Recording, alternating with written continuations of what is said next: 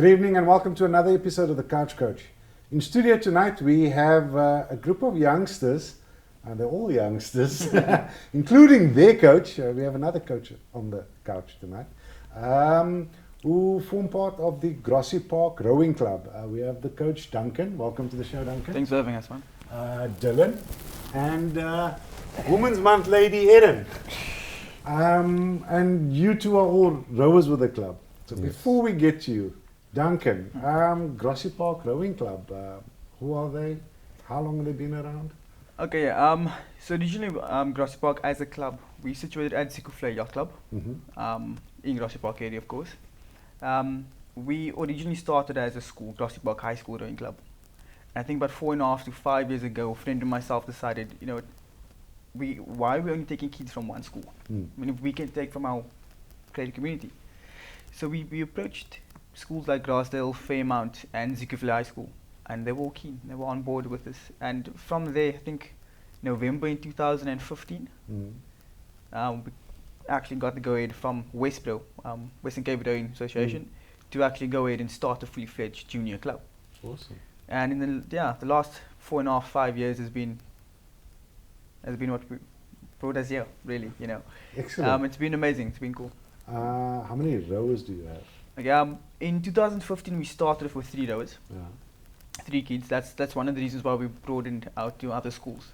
And from 3 now this year we have 35 rowers. Nice. 35 rowers. And the thing is, we're a junior club, so we can't keep kids if they're older than 19 years old. So after 19, we try to get them, hopefully they could study to UCT or UWC, where there's now rowing as well. Okay. So rowing, what is Dylan, look at me like that. What is rowing all about?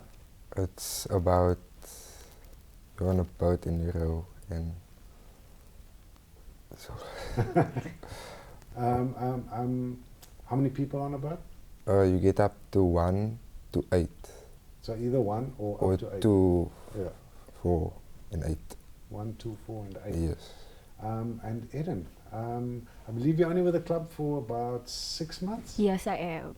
And you are 14 years old? Now I'm 13, 13, actually. sorry. You must say yes, I'm 14. Why rowing? I didn't actually know the sport rowing. My cousins actually introduced to me the rowing sport, but after that I actually loved it. Is it? Yes. Is there a lot of work involved in terms of Yes, it's training? a really lot of work. So what does a week comprise of for you when it comes to rowing? Well, it's actually a very good sport for me, and you get so inspired, new things happen, exciting things happen. And you're meeting very new people. Awesome. And I'm assuming, Duncan, you guys get to travel a bit. Yeah, most of regattas, so in Cape Town, rowing is not as big as it is in Joburg. So in the Western Cape at the moment, we have about 9 clubs, 9 fully fledged active clubs. And in Joburg, now when I say clubs, it's schools and private clubs. Okay. And in Joburg, there's more than 35 schools, clubs. Okay. So I mean, the competition up in Joburg is a lot more intense, I would say. So it's still growing in the Cape? Yeah, it's still growing in the Cape. Rowing is growing in South Africa. A lot of people don't know what rowing is in South Africa.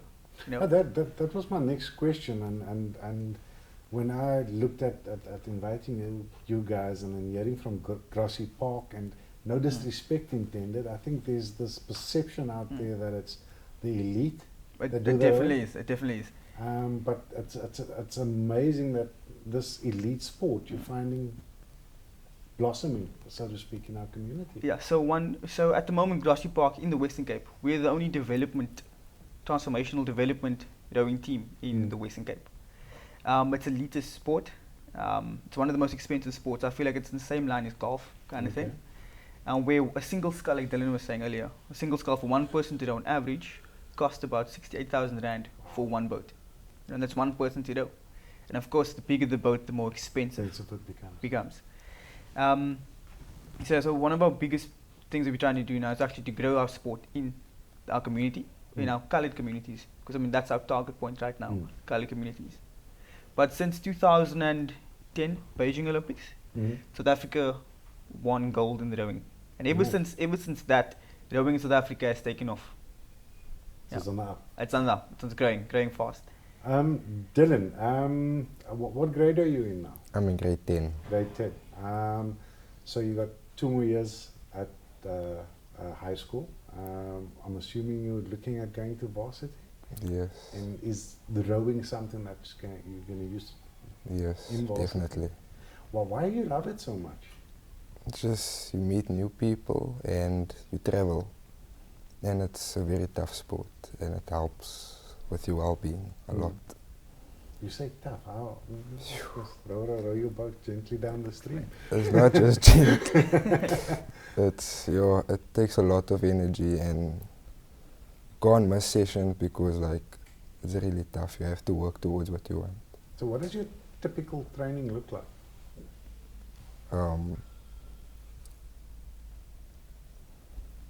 It's we do lots of meters on the water, and we usually do ergs on when it's like a not good day on the water, and it's like really tough. Ergo is a rowing machine. You see at gyms normally. Like, Oh yeah. And the water, you have technique based, so they work a lot on how you row. Okay. Yes. Yeah. So part of the technique base will be based on. It's a very technical sport. It's a power sport and technical sport. So firstly, a rower's legs need to be as strong as a power lifter, Olympic rower. The lung capacity needs to be as strong as an Olympic swimmer.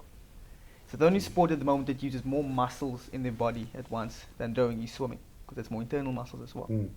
So on average, I think they worked it out that rowing uses 86% of your muscles at once. Jeez. So we move backwards to win. We can't see where we're going. We start going in a straight line as fast as we possibly can. And like Dylan was saying with the training, we train about 5 to 6 days a week. And closer to racing seasons, to nationals and SA champs, we'll do 2 sessions a day. One before school and one after school. Yeah. And our normal training, we'll have about at least 3 water sessions a week. Where one of those water sessions is a power session. The other 2 is pure technique. And during the week we have body weights or ergo. Now, ergo in the gym, people just get on and they just pull this thing. But rowers, we love and hate this thing. Because we will spend an average of 2 hours a day on ergo. If we have ergo session, the session is 1.5 hours to 2 hours just pulling, getting meters in. Because I mean, an average race for us is 2,000 meter sprint. Sheesh. It's a 2K sprint. That's I can see how that's headed. Yeah. But sorry to cut you there. We got to pay some bills. We'll be back shortly.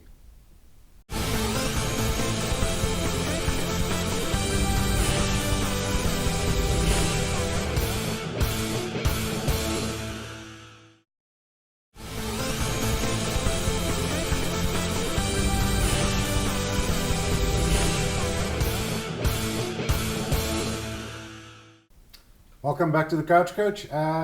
We have the Grassy Park Rowing Club.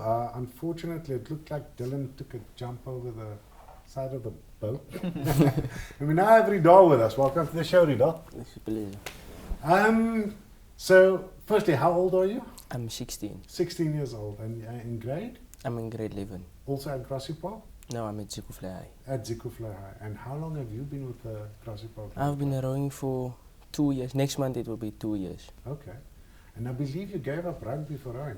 Yeah, rowing was very interesting. I didn't know what it was. So I thought I'll get into it. So I started and it just came to my head that she's going to take more time. So I gave up rugby, so I decided to do the rowing. So for the viewers out there, during the break I was making a joke when he told me this story that you probably gave up rugby because it's less painful than the rowing, and he laughed at me and said, "No, rowing is more painful."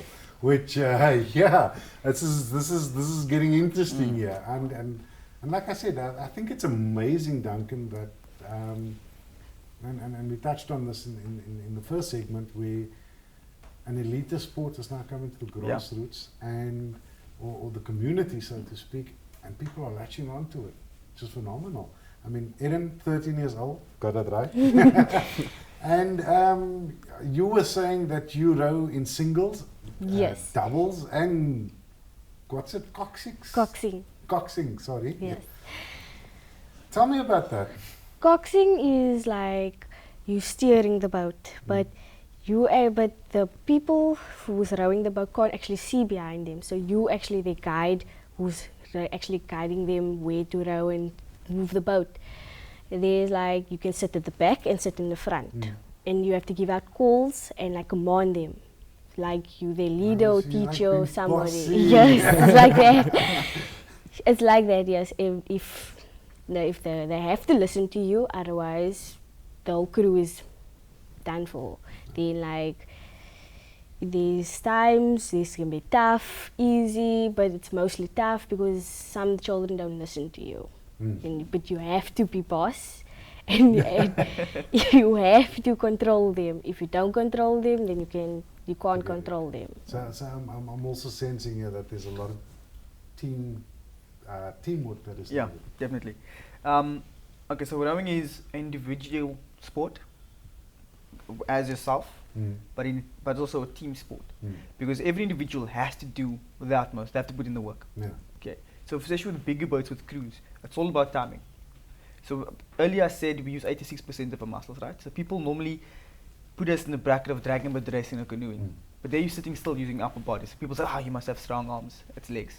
It's 60% legs. Our seat moves. But so there's 4 guys. We need to be completely in sync and in time with the stroke. Can you imagine? Our blades move. We need to place together, drive together, pull together.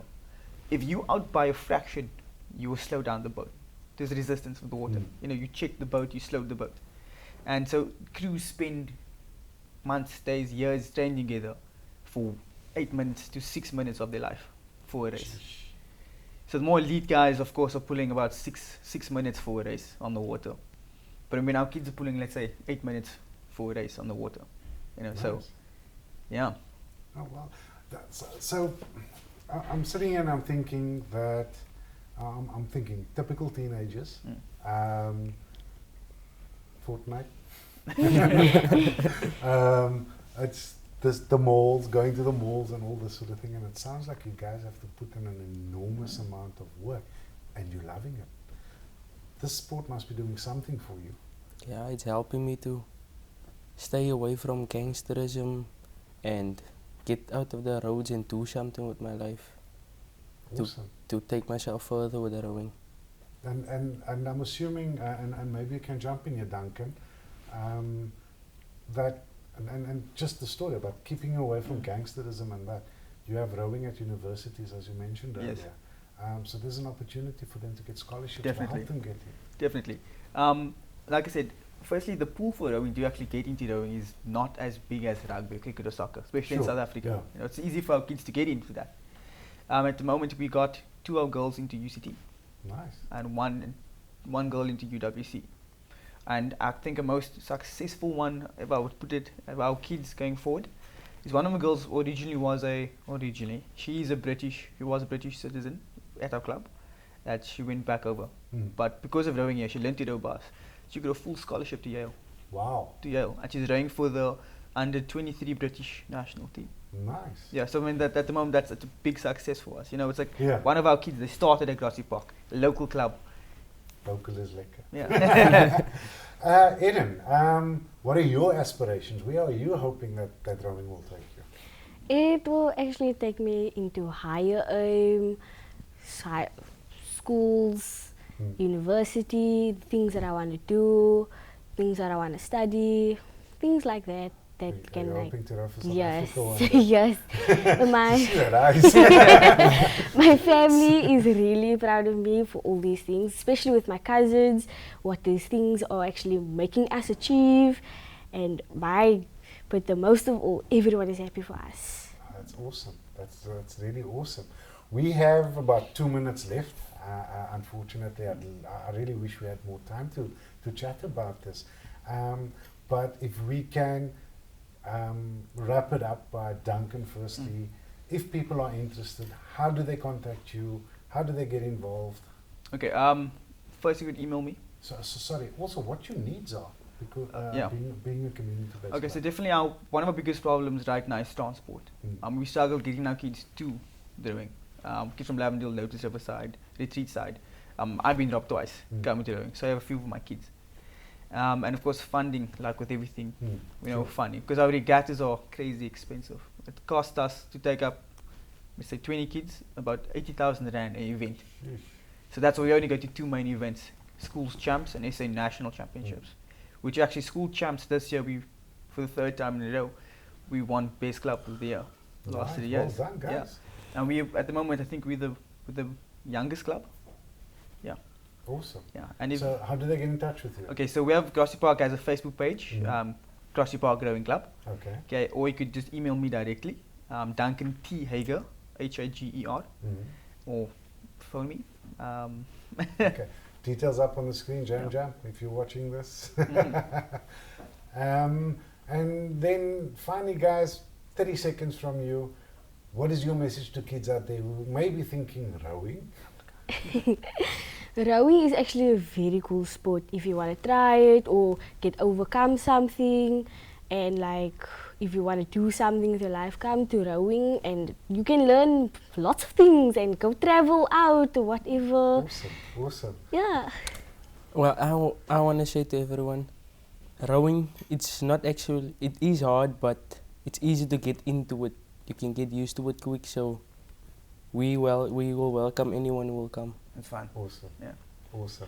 Thank you so much, guys. And please stay Thanks, in man. touch. Will do. Keep us posted. Let us know when your next event is, and all the best for the future. Thank you so much for watching. Just remember, after this, we have the bald-headed ref coming in. So hopefully, with what he teaches us, you won't be sculling the ref. See you shortly.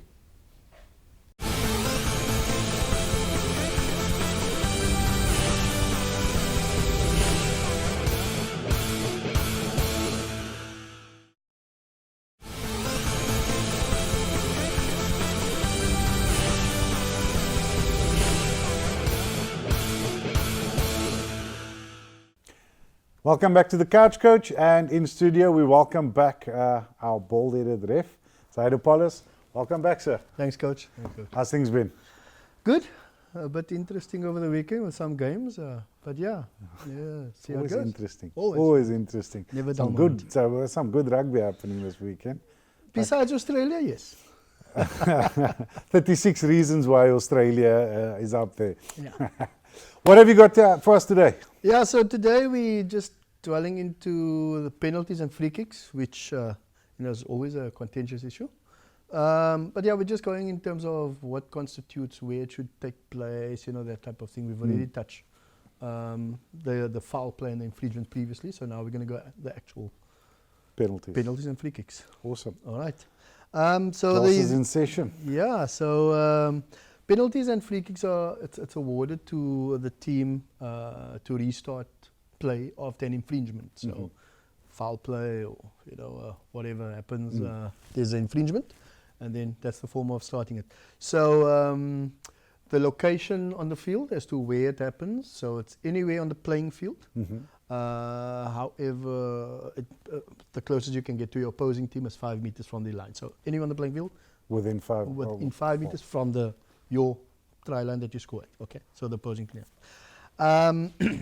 Yeah, so the location varies, so depending on the actual infringement. So if it's in general play, like we're playing and something happens, excluding a late charge after a kick, it will happen, the location is at the place of the infringement. So I get tackled, here, eye or whatever, that's where it will be if it happens that side, as long as it's within the field of play. Except, as we said, a late charge after a kick. After a kick. Yeah, so that's what happens. So when the ball is dead, so the ball goes over the dead ball line, something happens, I get tackled late, whatever the matter is. So where the, or even over the touch line, so where the play would have restarted, if it goes over the touch line or within 15 meters of the touch line, and it goes dead over the touch line, it will be 15 meters from the touch line, in line with that place. Okay. So if it goes hypothetically out by the touch over the halfway line, so on the halfway, 15 meters from the touch. Okay, so that's the one thing. Then the next point would be infringement that takes place outside the playing area while the ball is in play. So I pass and I swerve over or just move veer over the touchline.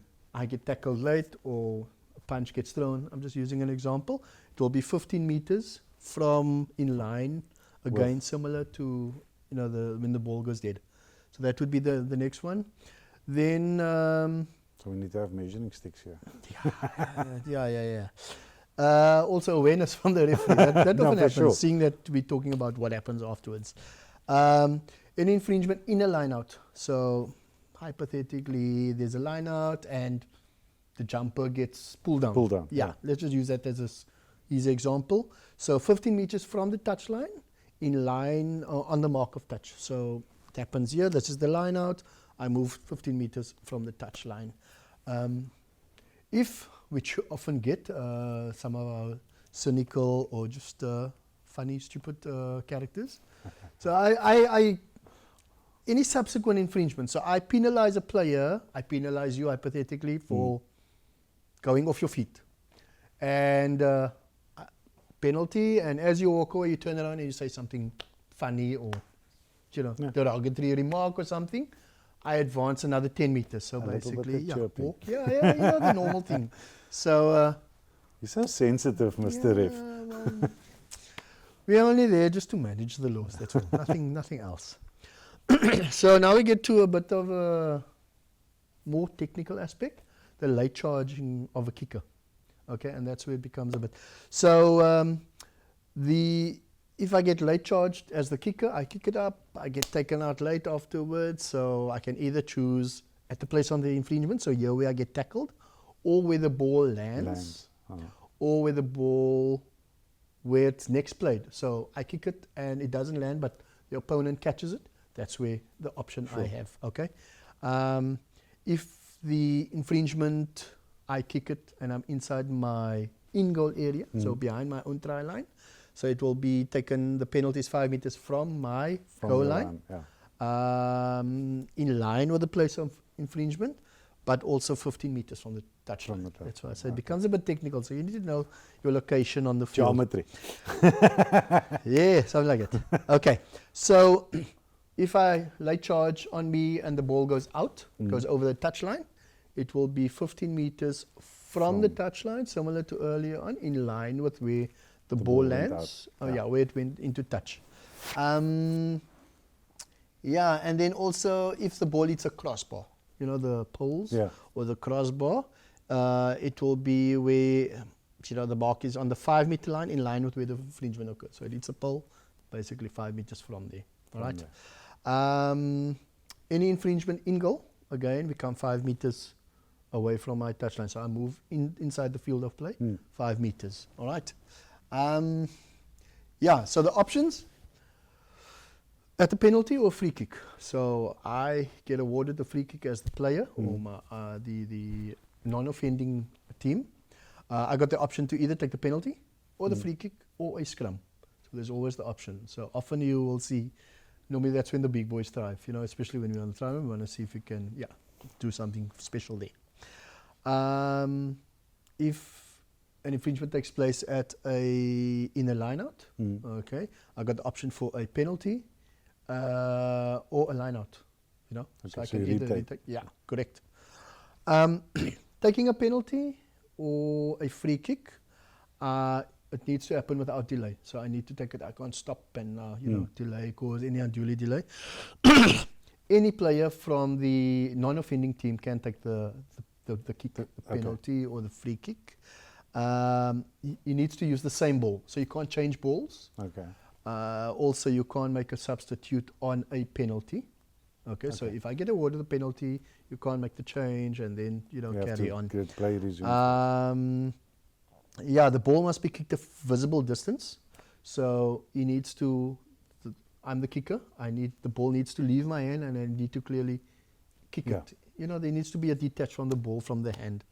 And then just lastly, the opposing team at the free kick, they need to immediately retreat 10 meters. So if you're within the 10 meters, you will always see the referee point 10 meters. They need to give the attacking team space to create, to advance. attack. Yeah, Yeah. correct. And then also they mustn't do anything to obstruct the kick or the player, the non-offending player of taking the kick. And opposing teams at the free kick. So the first one was the penalty. So now at the free kick. So as soon as the kicker initiates movement, so like you see sometimes the guy makes as if he starts his run up or whatever. The opposing team may charge. Yes, correct. And then also, if how do I put this? If the opposing team charges fairly and prevents the kick from taking place, so he charges and he manages to, prevent the kick or pick up the ball, whatever, the kick is disallowed.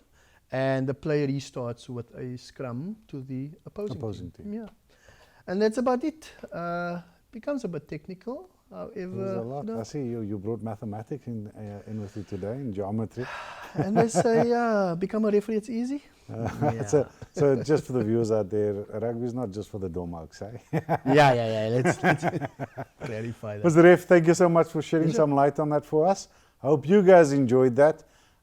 Be sure to catch us next week as we continue with the bald-headed ref, where he teaches you and hopefully you don't end up sculling the ref. Thank you so much for watching. See you next week.